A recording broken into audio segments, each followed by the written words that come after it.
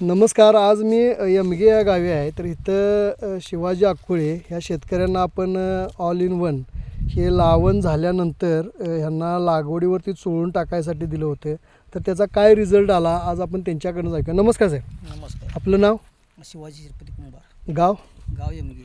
आता तुमच्या हातामध्ये जी ऑल इन वनची टॉनिकची बॉटल आहे ही याला तुम्ही आळवणी केली काय लागवडी चोळून टाकले? आम्ही लागवडीने चोळून टाकले. चोळून टाकले.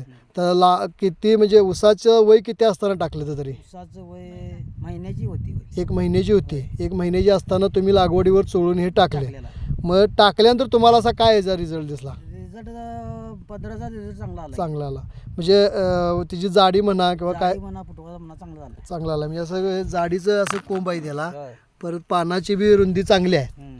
तुम्ही फक्त याला लागवडीवर चोळून टाकले. टाकले.